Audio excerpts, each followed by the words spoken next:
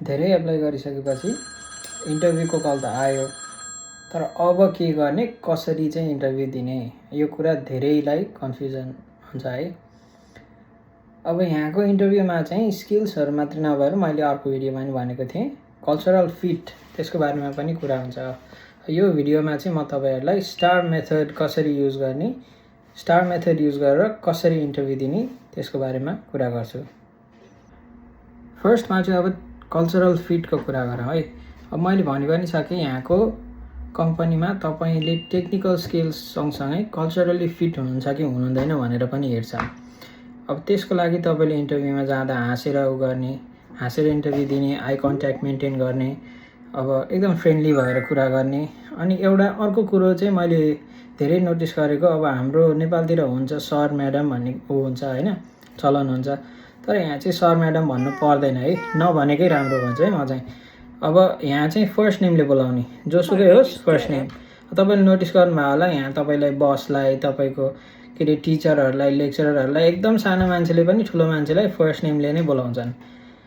यहाँ मिस्टर, यो मिस्टर, ऊ, सर, म्याडम त्यस्तो खासै भन्दैनन्। अब भनेको खासै कतिजनाले रुचाउन पनि रुचाउँदैनन्, त्यही भएर नामैले गर्नु, नामैले बोलाउनु, कन्फिडेन्ट भएर एकदमै। अब दोस्रोमा हुन्छ स्टार मेथड है। अब तपाईँले इन्टरभ्यूमा जाँदाखेरि धेरै जस्तो क्वेसन तपाईँलाई बिहेभियरल क्वेसन आउँछ। अब यस्तो सिचुएसन थियो, तपाईँले यो कसरी ह्यान्डल गर्नुभयो, यो सिचुएसनमा कसरी ह्यान्डल गर्न सकिन्छ भनेर। अब त्यसमा चाहिँ स्टार मेथडमा के हुन्छ भने, एस भनेको सिचुएसन, सिचुएसन के थियो, तपाईँको प्रिभियस कम्पनीमा कि कम्पनी काम गर्नु भएको छैन भने पनि तपाईँले यस्तो सिचुएसनमा कसरी ह्यान्डल गर्नुहुन्छ, यस्तो सिचुएसन तपाईँको पढाइमा थियो कि थिएन, तपाईँको प्रिभियस कुनै पनि जबमा जुन चाहिँ तपाईँले ट्रान्सलेट गर्न सक्नुहुन्छ थियो कि थिएन, सिचुएसन के थियो है। टी भनेको चाहिँ टास्क, तपाईँको जिम्मेवारी के थियो, तपाईँको टास्क के थियो त्यो सिचुएसनमा, अर केही पनि इक्जाम्पल छैन भने के हुनेछ त्यो भन्न सक्नुहुन्छ होइन। अब ए भनेको चाहिँ एक्सन, तपाईँले त्यो सिचुएसनमा एक्सन चाहिँ के लिनुभयो, तपाईँले के चाहिँ गर्नुभयो जसले गर्दा अब तपाईँको केही रिजोल्युसनतिर गयो होइन, कि त अगेन त्यो तपाईँसँग कुनै प्रिभियस इक्जाम्पल छैन भने के एक्सन चाहिँ तपाईँले लिनुहुन्छ भन्ने होइन। अनि आर भनेको चाहिँ रिजल्ट, त्यो भएपछि रिजल्ट के आयो, अब तपाईँले पढाइको कन्टेक्स्टमा गर्नुभएको छ भने यस्तो यस्तो सिचुएसन थियो, यस्तो टास्क थियो मेरोमा, यस्तो एक्सन लिएँ अनि रिजल्ट यो आयो। अब सिमिलरली कामकोमा अब स्ट्रेस म्यानेजमेन्ट, अब टाइम म्यानेजमेन्ट, तिनीहरू अगेन त्यो सर्भाइभल जबहरूमा पनि एप्लिकेबल हुन्छ, तपाईँले गरिरहेको कामहरूमा पनि एप्लिकेबल हुन्छ। त्यही नै मेरो यस्तो यस्तो थियो, यसरी ट्रान्सलेट गरेँ भनेर त्यस्तो भन्न मिल्छ। अनि रिजल्ट यो आयो, रिजल्ट के थियो भनेर त्यो हुन्छ है, त्यही हो है स्टार मेथड। स्टार मेथड चाहिँ यहाँ एकदमै इम्पोर्टेन्ट हुन्छ। तपाईँले कतिवटा इन्टरभ्यूहरू देख्नु भएको पनि होला, यहाँ केएफसी, म्याकदेखि लिएर एकदम ठुल्ठुलो कम्पनीहरूमा पनि स्टार मेथड बिहेभियरल क्वेसनहरू सोध्छ अनि स्टार मेथड अनुसार एन्सर गर्न सकिन्छ है। स्टार मेथडको एउटा ऱ्यान्डम इक्जाम्पल लिउँ है। अब इन्टरभ्यूले बिहेभियरल क्वेसन सोध्ला, tell me about a time when you had a conflict with supervisor and or client and how did you resolve it भनेर होइन। अब सिचुएसन के हुन्छ भने, अब ठिक छ, क्लायन्टले आएर तपाईँलाई प्रिभियस प्रोजेक्टमा तपाईँको स्कोप चेन्ज गरिदियो अरे। अब इनिसियली क्लायन्टले यो गर्नुपर्छ भनेको थियो, पछि गएर होइन यो चाहिँ मिल्दैन, अब हामी यो चाहिँ लागू गर्नु पऱ्यो भनेर त्यो चेन्ज गरिदियो होइन, त्यसलाई सिचुएसनमा इन्क्लुड गर्न सकियो। Client at the last moment they change the scope of the project होइन। अब टास्क, तपाईँको टास्क के थियो होइन, तपाईँको टास्क भनेको त्यो कसरी ह्यान्डल गर्ने। इक्जाम्पल, तपाईँ टेक्निकल बिजनेस एनालिस्ट हुनुहुन्छ, अब म टेक्निकल बिए हो, त्यही भएर त्यही इक्जाम्पल दिन्छु।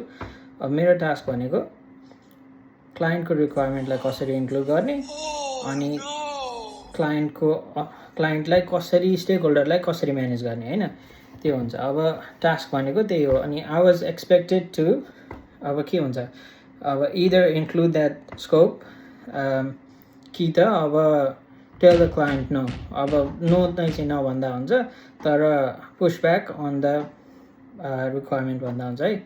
अब त्यो टास्क भयो। एक्सन, मैले एक्सन के लिएँ, मैले गएर ल मैले भन्न सक्छु, मैले आफ्नो टिमसँग गएर सोधेँ यो स्कोप चेन्ज भयो, स्कोप चेन्ज भएपछि टिम कसरी एफेक्ट हुन्छ, एडिसनल एफर्ट कति लाग्छ, एडिसनल रिसोर्सेस के लाग्छ, अनि यसको टाइमलाइनमा के इफेक्ट हुन्छ भनेर हैन। अनि ठिक छ, अब कन्फ्लिक्ट भनेको त्यही त हो नि। अब इनिसियल फर्स्टमा हामी एउटा कुरा गर्दै थियौँ, त्यसबाट स्कोप चेन्ज भयो। अनि के गर्छु भने क्लाइन्टलाई गएर मैले के गरी भन्नु मिल्छ भने action, I went back to the client, I told them I had discussed it with the developers. अनि डेभलपरले अब के भने त त्यसको अब this is feasible, it will take additional 2 weeks or additional fortnight, के एउटा एक्जाम्पल, अब यति लाग्न सक्छ, will also need additional developer to be working on the project भनेर त्यस्तै अनुसार भन्न सकिन्छ। अब के गरी यो मिल्दैन भने होइन, due to the tight deadline of the project अब मैले चाहिँ यो स्कोप इन्क्लुड गर्न अहिलेको MVP मिनिमम भायबल प्रडक्ट त्यो इनिसियल रिलिजमा चाहिँ म गर्न सक्दिनँ, तर we will include it as a planned second phase release भन्न सकिन्छ है। त्यस्तै गरी अब सिचुएसन अनुसार अब तपाईँले इन्टरभ्यूलाई पनि त्यही भन्न सकिन्छ। अनि रिजल्ट के भयो भनेर हुन्छ, रिजल्टमा के आयो त, अब कि त क्लाइन्टले अब फर्स्ट मेथडमा हुन्छ भन्यो कि सेकेन्ड मेथड, अब कि त इनिसियल स्कोपमा फुल चेन्ज गरेर टाइमलाई नै रिभाइज गर्दा हुन्छ भन्यो, कि त क्लाइन्टले होइन हामी अहिलेको लागि MVP इनिसियल जे स्कोप छ त्यो रिलिज गर्छौँ अनि चेन्जहरू चाहिँ नेक्स्ट रिलिजमा गर्छौँ भनेर त्यो मान्यो। अब केही न केही आउटकम आएको छ, त्यही आउटकमलाई डिस्क्राइब गर्ने है। अब त्यही हो स्टार मेथड। स्टार मेथड चाहिँ एकदमै इम्पोर्टेन्ट छ यहाँ। बिहेभियरल क्वेसन सोध्छ, स्टार मेथड अनुसार एन्सर दिनु पर्यो। यो भयो तपाईँको स्टार मेथड होइन। अब स्टार मेथडमा अगेन तपाईँले एकदम राम्रो आउटकम आयो, क्लाइन्ट एग्री गर्यो भन्नु पनि मिल्छ। अब कि त अर्को अल्टरनेटिभ भनेको दुवैजना एउटा कम्प्रोमाइजमा आयो अनि सोल्युसन रिच भयो। कन्फ्लिक्ट म्यानेजमेन्ट कसरी गरे भन्ने देखाइन्छ है त्योबाट चाहिँ। अब अर्को हुन्छ इन्टरभ्यूमा क्वेसनहरू, do you have any questions भनेर सोध्छ उनीहरूले। अब त्यसमा होइन केही पनि क्वेसन छैन भनेर कहिले भन्नुहुन्न है। अब क्वेसन छ, कस्तो क्वेसन, अब यो क्वेसन उयो क्वेसन रेडी भएर जाने के। अब कम्पनीको बारेमा फर्स्टमा चाहिँ रिसर्च चाहिँ गर्नुपर्छ, कम्पनीले के गर्छ कस्तो गर्छ, कम्पनीको प्रोडक्ट के हो कि त कम्पनीको सर्भिस के हो, त्यो सबै रिसर्च गरेर बल्ल इन्टरभ्यूमा जानु पर्यो। इन्टरभ्यूमा अनि do have any question for us भनेर भन्दाखेरि अब इक्जाम्पलको लागि अब what are my 3 months and 6 months goal, what do you expect me to do over the next few months, अनि के अरे what is expected of my role, त्यस्तै खालको क्वेसनहरू चाहिँ एकदमै पपुलर हुन्छ। अब एउटा क्वेसन चाहिँ के हुनसक्छ भने do you have any questions about my qualifications or my former experience and whether I can address them भनेर होइन। अब आफ्नो इन्टरभ्यू गर्दाखेरि आफ्नो अब सिभी दियो, सिभीमा त सर्टेन स्पेसिफिक क्वेसनहरू हुन्छ। अब त्योभन्दा बाहेक उसलाई अरू केही क्वेसनहरू, अरू केही चित्त नबुझेको कुराहरू छ र मैले एड्रेस गर्न सक्छु कि नै भन्ने त्यो क्वेसन सोद्धाखेरि चाहिँ कहिलेकाहीँ क्वेसन आउन सक्छ है, यो कुराको चाहिँ चित्त बुझेन कि त यो कुराहरू चाहिँ कसरी गर्छस् भनेर सोध्न सक्छ। त्यो एड्रेस गर्न सक्यो भने चाहिँ एकदमै राम्रो फर्स्ट अफ अल। अनि अर्को भनेको चाहिँ त्यो आफूले अपर्च्युनिटी क्रिएट गरेको हो क्या। उसले केही भन्यो केही कुरामा अलिकति अब ऊ एजमा रहेछ भने चाहिँ त्यो क्वेसनले एड्रेस गर्न सक्यो भने त्यो क्वेसनको एन्सरले तपाईँले त्यो क्वेसनलाई एड्रेस गर्न सक्नुभयो भने चाहिँ जब पाउने चान्स एकदम हाई हुन्छ है।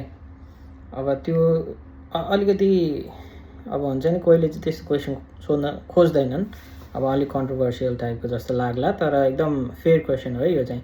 अब अर्को यो चाहिँ नसोधौँ कि अब मेरो इन्टरभ्यू कस्तो भयो, मैले जब पाएँ कि नै, त्यो भनेको चाहिँ त्यस्तो क्वेसनहरू चाहिँ अब उनीहरूलाई के हुन्छ भने अलिकति यो खै राइट फिट छैन कि भने जस्तो त्यो फिलिङ आउँछ कि त्यस्तो क्वेसन सोध्यो भने चाहिँ। त्यो डाइरेक्टली मैले जब पाएँ कि नै भनेर त्यस्तो क्वेसन चाहिँ अलि नसोधौँ है। त्यो त क्वेसनहरू भयो। अब के हो भने यो इन्टरभ्यू भनेको चाहिँ धेरै स्ट्रेस लिएर जानुपर्ने पनि रिजन छ होइन। प्रिपेयर गर्नुपर्छ आफ्नो ठाउँमा छ, तर एकदमै स्ट्रेस भएर एन्सियस भएर गयो भने चाहिँ इन्टरभ्यू खासै राम्रो हुने चान्स त्यो कमै हुन्छ है। अब एकदम रिल्याक्स भएर आफू प्रिपेयर्ड छ यो कन्भर्सेसन नै हो जसरी जानु पऱ्यो, यो इन्टरोगेसन होइन, यो एक्जाम होइन आफूले गर्नै पर्ने भने। किनभने at the end of the day होइन, यो इन्टरभ्यू फेल भयो भने अरू धेरै अपर्च्युनिटीहरू पाउँछ, नपाउने होइन। त्यही भएर एकदम कन्फिडेन्ट भएर, इजी गोइङ भएर, रिल्याक्स भएर जानु पऱ्यो। त्यो भएपछि चाहिँ अब त्यही सेल्फ कन्फिडेन्स धेरै भयो भने पाउने चान्स पनि एकदमै धेरै हुन्छ। अब त्यही हो, अरू केही क्वेसनहरू छ भने सोध्दै गर्नु होइन। Stay tuned. अब केही क्वेसनहरू छ भने त्यही अनुसार नेक्स्ट भिडियो बनाउँला, नत्र आफूलाई अब ऱ्यान्डमली के थट आउँछ त्यही अनुसार भिडियो बनाउँछु। That's it, stay tuned, thank you, see you in the next video.